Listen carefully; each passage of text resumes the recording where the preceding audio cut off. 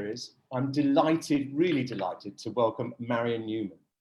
Marian is widely considered as one of the founders of the nail industry in the UK. She started a nail salon. She's recognized around the world as a leading nail educator. And she's worked in the nails for, she doesn't look it, but over 30 years. Marian's chair of the Federation of Nail Professionals and on the advisory board of the British Beauty Council. Marian's creative brand ambassador for CND, and for those who don't know, CND is one of the biggest brands in nails. And you've written, haven't you, Marian, numerous books on nails, including is it the 4th edition of The Complete Nail Technician, is that right? Yeah, 4th edition, so, 7 textbooks, but the 4th edition of my main one, yeah. So I don't normally interview many people in the nail sector. Welcome. For those who don't know you, how did you get into the nail business? Why nails? Well, it was really an accident. It wasn't a plan. It wasn't, I had no sort of thoughts about it. I didn't even really know the nail industry. Well, it hardly existed back then anyway, but I mean, I didn't even really know the beauty industry then, the whole beauty sector. And it was really by accident. My youngest child was at play school and I thought, oh, I fancy doing something for me. I'd already had a career before then, which was in forensic science. So I've always had a science head. Yeah, I did something for me. I actually went and did a makeup artist course actually, and then started doing a few bits and pieces. And somebody who I was doing a bit of sort of help with, they had a small chain of salons around where I live in Hertfordshire. And he said to me, I fancy opening a nail clinic. And I was like, oh, what on earth is one of those? So he said, would you go and do a bit of research for me and find out what it's all about? So I probably went to a trade show where you were, Mark. It was probably one of your trade shows back then. Although I don't know, it was all so small then, it was tiny. And so, yeah, I just did a bit of discovery about what brands were out there, and there were hardly any, there were about 3, I think.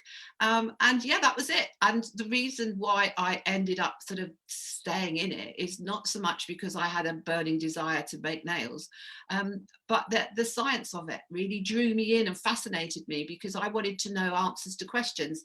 And at that time, nobody really knew the answers to the questions because they were just getting this weird stuff from wherever and they didn't know really what they were selling. But then, I mean, all the way back then I was introduced to CND, called Creative Nail Design back then.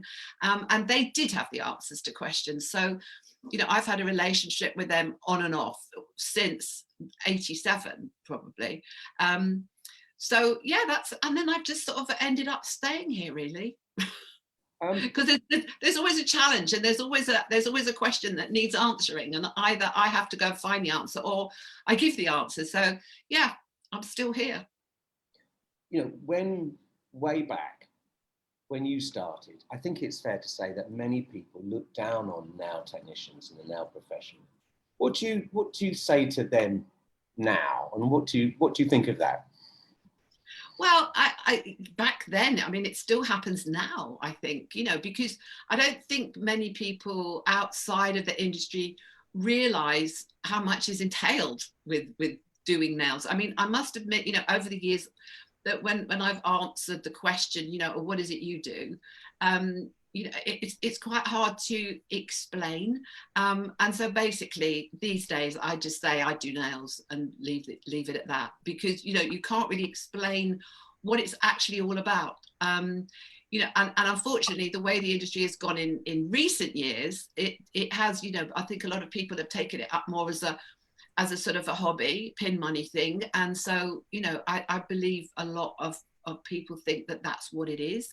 And also way back in the very early 90s, when the formal qualifications were being created and I was involved in that process, and you know, the beauty therapists absolutely looked down on nails. Oh, we don't want nails, we don't, they wreck your nails, they damage them. And it's like, no, they don't have to.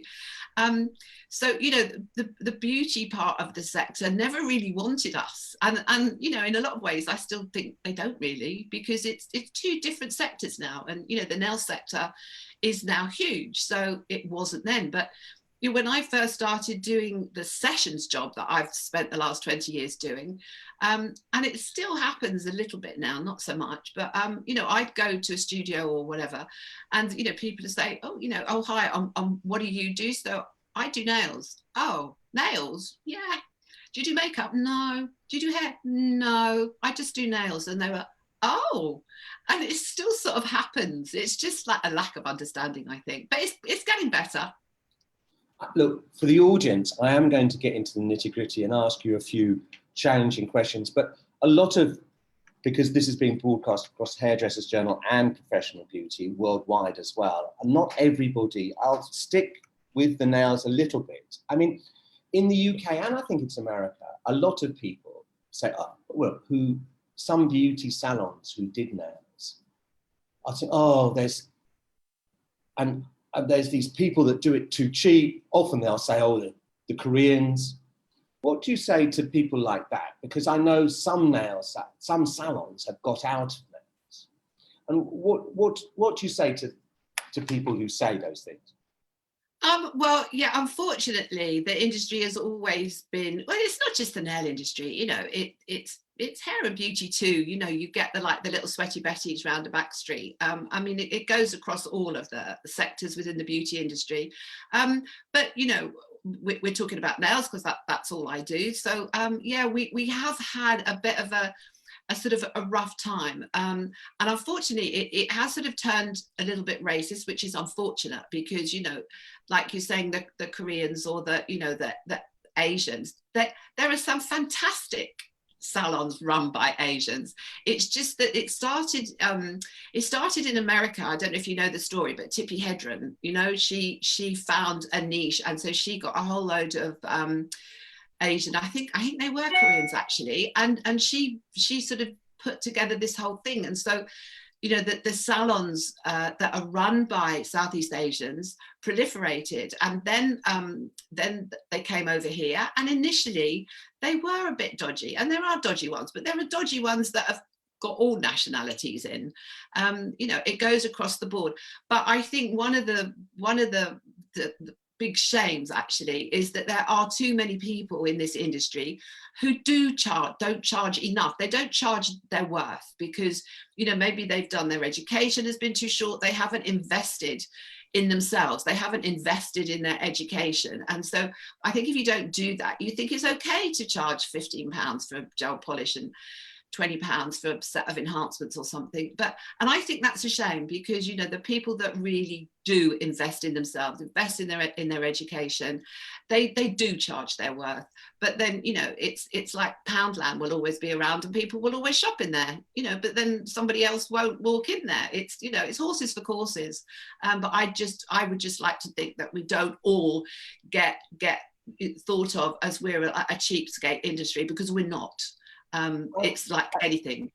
How would you, so if I've done my education and I'm progressing step by step, how would you advise somebody who wants to take that road to promote themselves and to have the confidence? Because often, you know, you've been about a bit, you're a very confident and successful individual.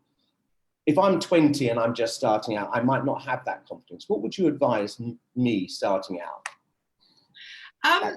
Well, first of all, be focused, you know, but make up your mind what it is that you do want to do. Do you really want to do nails, for example? Well, if the answer is yes, because you love it, then be focused with it and really invest in yourself. Invest in yourself both with time and invest in yourself with education, and just be the best version of you that you can be.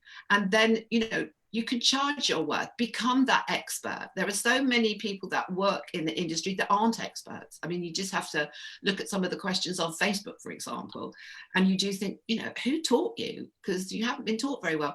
But the trouble is, people don't know what they don't know. And so, you know, if you're entering this industry, don't look for the cheapest, shortest course.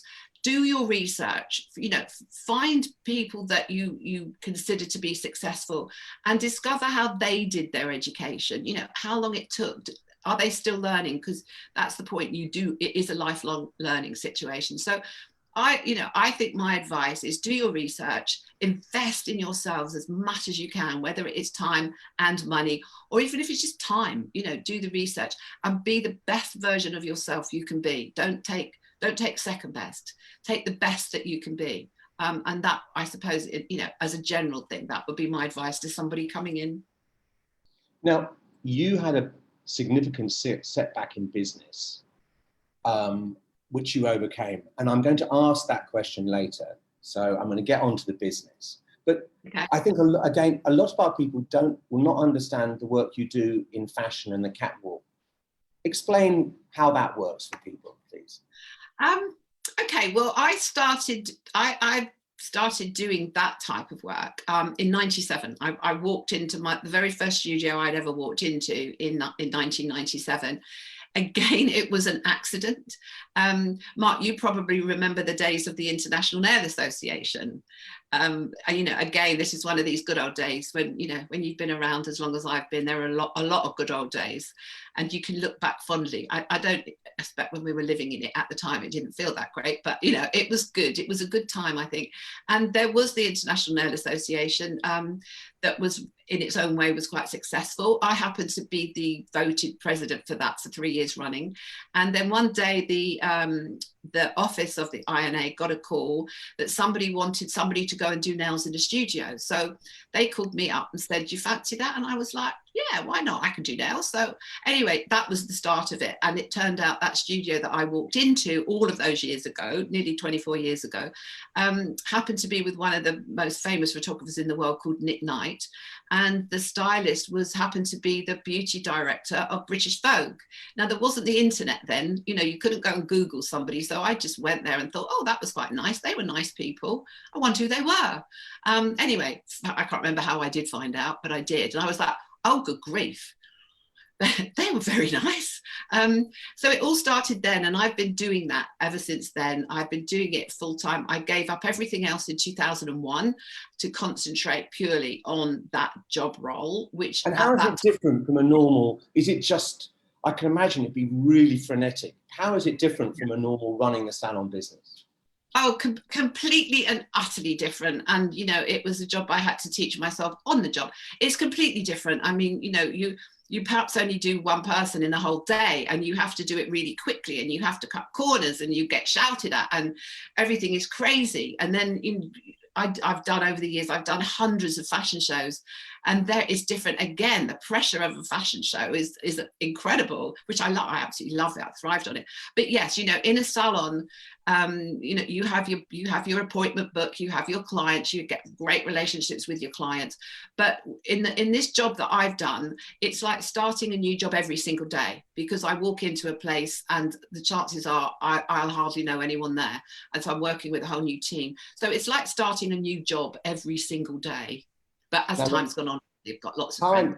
We're already, time is escaping, and we might extend it for a few minutes, but time is escaping. So I'll get now to the business type questions. Now, most of us have had a pretty rubbish year.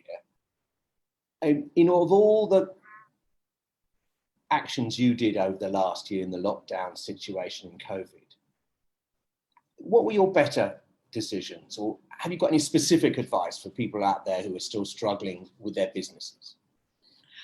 Oh, it's been a nightmare situation, hasn't it? And we're not out of it yet. But something that I did, like the day after lockdown last March, I started a group on Facebook, because I thought, my goodness, all these people out there, they're all on their own and at home, and it was a scary situation. So I started this group, which has gone on to be something very specific. It's actually the birthplace of the Federation, as it turns out. But I mean, my whole thing with that, and something I probably lived my life with actually, is positivity. If you dwell on the negative stuff and can only think that far, then you're going to go down a spiral. So in all of this horrible situation, what I've done is just find a positive in something. If you look hard enough, it's there. And just find the positives. And I think that's what me and the group have been doing. Now the Federation, we've sort of taken that baton up, and hopefully we're going to do a lot of good stuff. But you just find the positivity if you can. And I mean, there's a saying that a lot of people are using right now is like, stay in your own lane.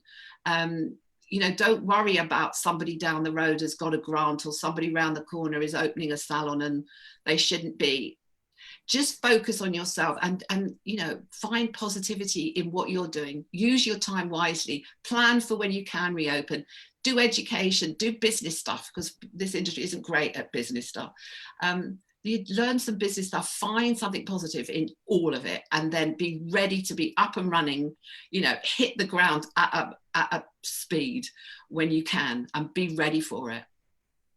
You know, what you do, there's a lot of social media around the fashion shows. Are you personally any good at it?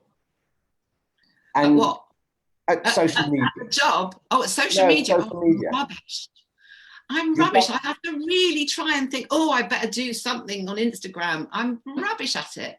I really have to like push myself. It's, you know, I'm not of the generation where it comes naturally. So what do you do? How often do you post, and what advice would you have for people who who are 40 plus and aren't born with a phone in their hand? Yeah, I definitely wasn't born with a phone in my hand. I don't think phones even existed when I was born. Certainly it was only the dial one. You didn't even have buttons then. And I can remember the first phone number when I was a child. Anyway, well, I'd say, you know, find out which platform works for you. I mean, I'm not on all of them by any stretch of the imagination. So, you know, for example, I've had an Instagram account for a long time. That tends to be more fashiony side of things, just because Instagram is visual. And obviously the job that I've worked in all this time is visual, you know, it's pictures. So, you know, they look good on an Instagram, and I don't know how it happened because I didn't try, but I've got 26,000 followers and I didn't even try. But I think it's just, I've got good content that I've worked on. So, you know, I think that, so Instagram is all about visuals. So that's good for nail people because, you know, they can put good visuals up there, but just don't make it boring, you know, make the picture actually interesting so it grabs your attention. Facebook is obviously something else. That's more of a social situation. So I hardly do anything personal on any social media at all. You know, nobody knows what I'm doing. And they don't really know much about me and my home life, for example. So, you know, Facebook is more of a social thing. It's more nail industry than anything. I've got a lot of friends on there, and the vast majority are nail people.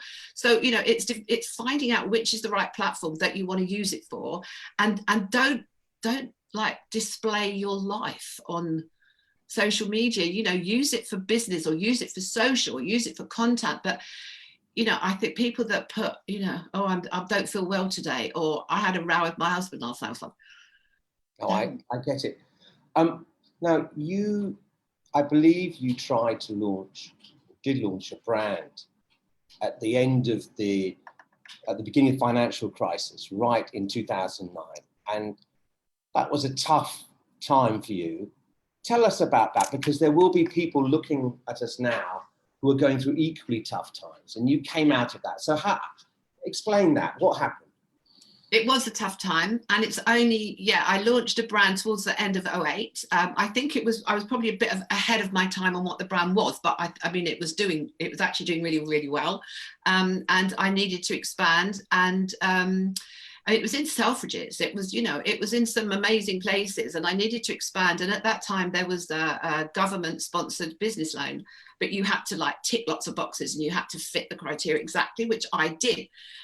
Anyway, I went into the bank to sign the papers. The bank manager there said, you know, you are absolutely the right candidate for this. You can get it. Went in that morning. I know it was a Tuesday morning at 9 o'clock, and to sign the papers. And she said, oh, I'm really sorry. The Chancellor stood up in Parliament last night and cancelled it. What? And she said, oh, it's all right. It'll be back at the end of the week, I'm sure. Anyway, it's never come back. And that was the beginning of 2009. And that was the beginning of a massive financial crash. So basically, a very long story short, I had to go into voluntary liquidation, which was horrific. I mean, it was an awful place to be. I hated it. And it's only in the last couple of years that I can even talk about it. I mean, for several years, it was, you know, fingers in your ears, la, la, la, no, can't think about it, don't talk about it. But, you know, I lost a lot of money. It was money that my husband and I had. It was sort of like his pension fund. It was our savings. Lost a lot of money because it was my own personal money. And I'm like, well, it's gone. What am I going to do? So what I did is like, right, you know, that wasn't my own money. That was our money. I'm going to pay it back. He didn't even know at the beginning. I did the whole voluntary liquidation all on my own because I thought he won't be annoyed with me, but he'll be upset for me. And I didn't want him to be upset on my behalf. So I just did it all and then told him. And he was like, oh, well, you know, I'm like, no, I'm going to pay it back. And so what I did for, well, I'd say a good year, it was probably more than that. I just like, right, I am paying that back. I'm going to work as hard as I can possibly work, and I'm going to pay back every penny. And I work 24/7.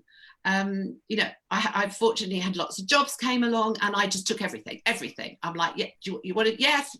You know, as long as it was paying money. Oh no, that sounds bad. You know, the job that I did, which was working in the media, basically, I just worked my socks off 24/7 for a year, a good year, and it carried on a bit. But I paid every single bit of that back because, you know, it was just right. I've got to sort it. And I did it. I messed up. Well, I didn't mess up. It wasn't my fault, but you know, my responsibility. I'm gonna sort it, and that's what I did. And I was just like this.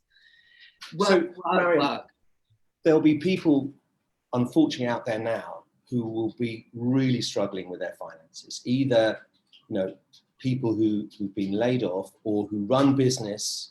And even though the furlough scheme is here, they've got expenses they're not covering. They will be potentially in that situation, and they will not see the wood from the trees. What advice would you give to anybody who's there now? Well, I mean, we've heard the word pivot a lot. And I think that is a good bit of advice. You know, there's always something you can turn your hand to, which is basically what pivoting is all about.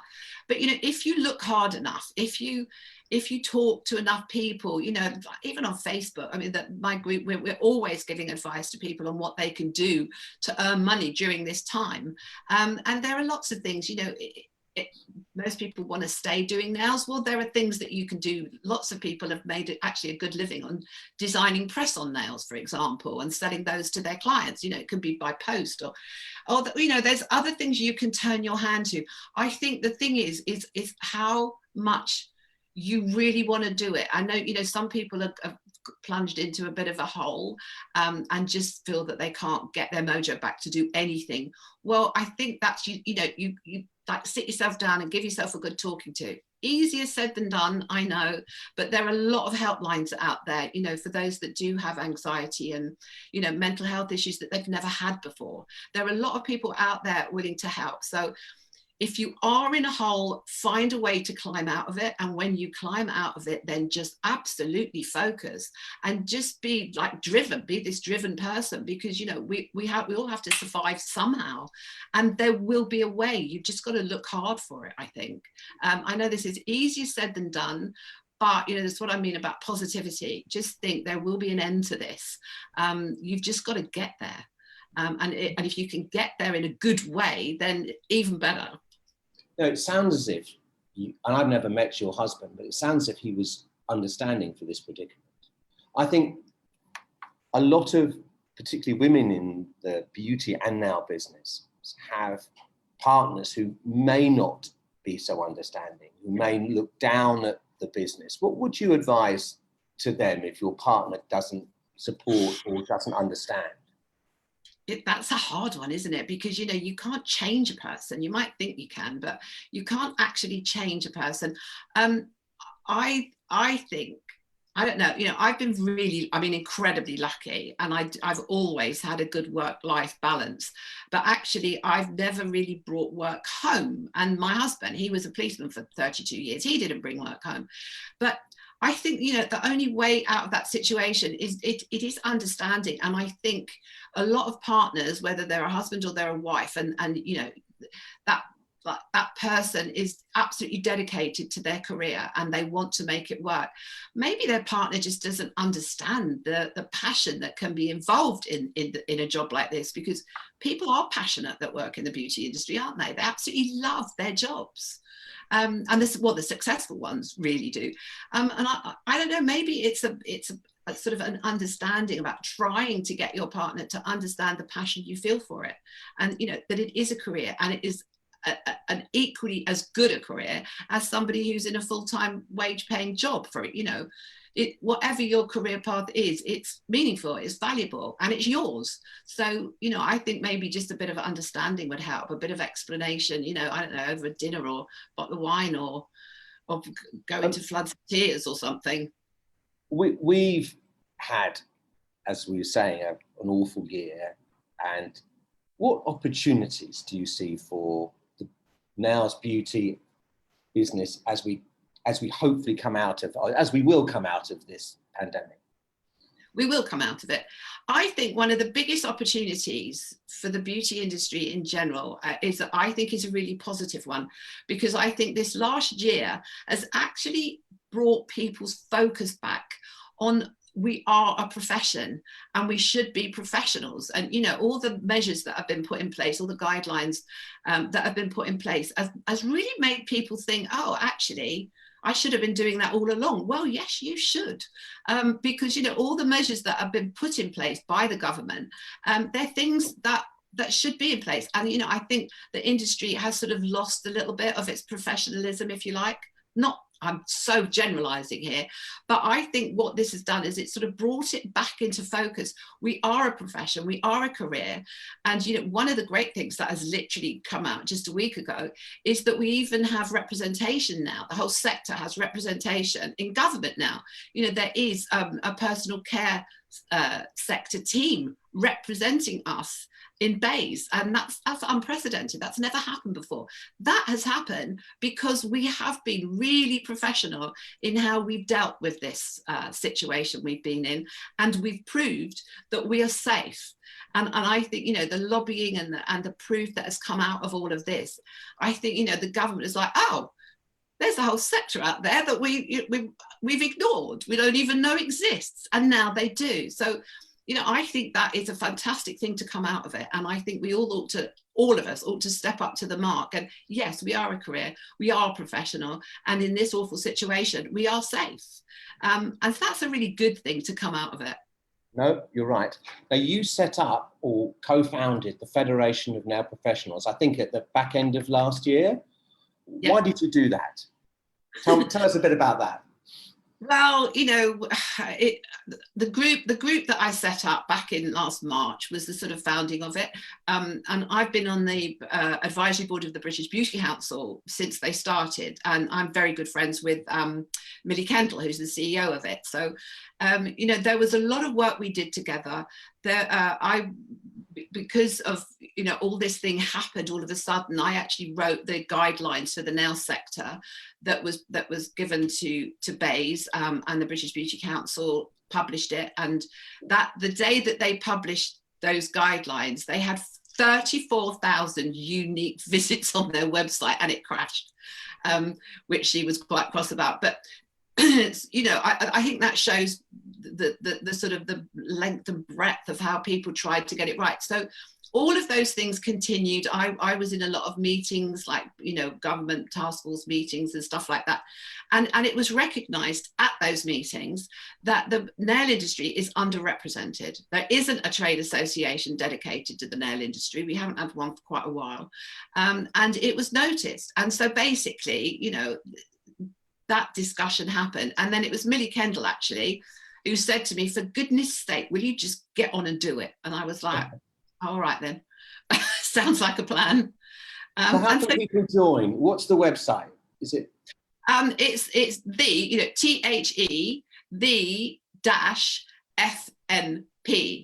FNP, Federation of Nail Professionals. Yeah. FNP.com.uk or com? .com. .com. Okay. Yeah, so the website is up. We've got to do a lot of work on it. So we're going to be trying to get some money soon, because we've self-funded it for now. It's open for supporters, which is free. You can become a supporter free of charge. There's also really important, I'm just getting this plug in quickly, Mark.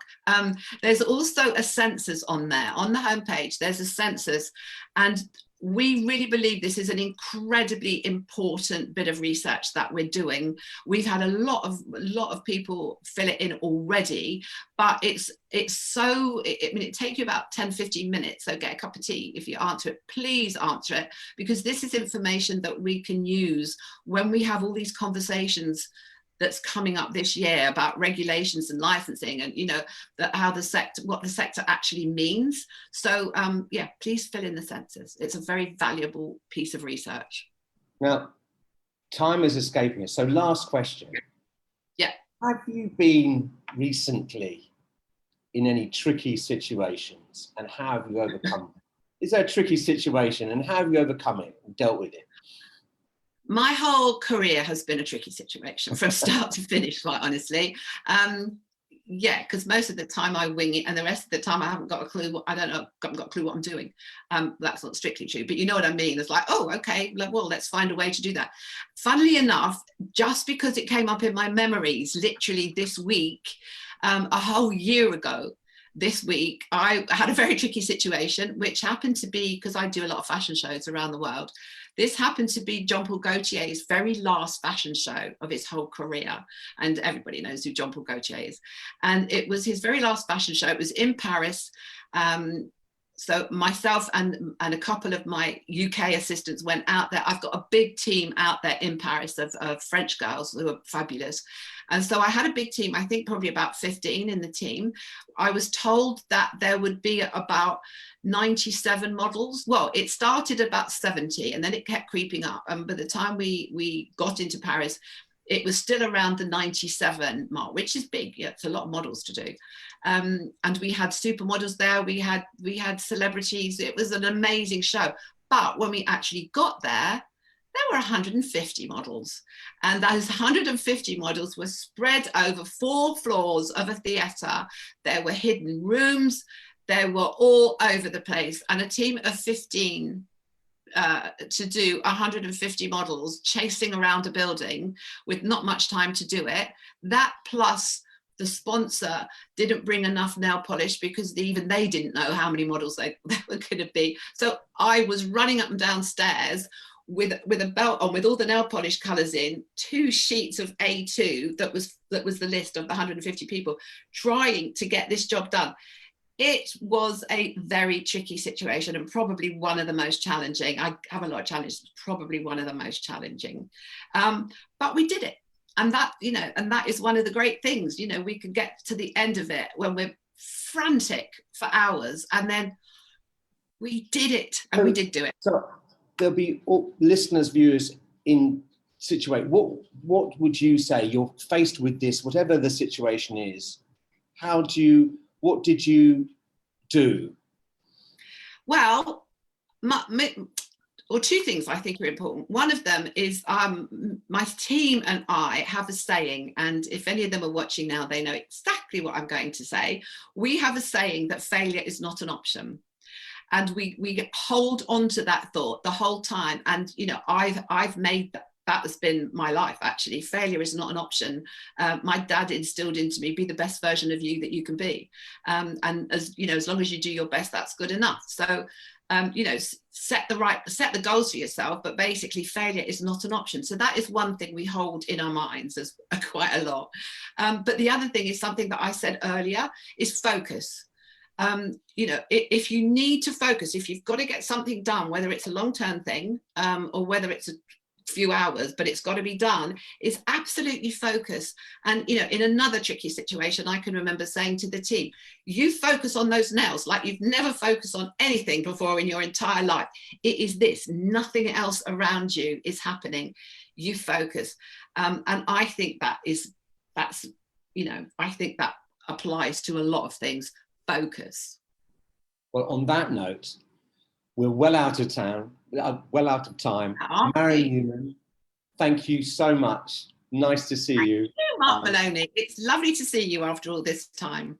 All the best. Thank you, everybody. Bye. Thank you. Bye-bye. Bye. Bye.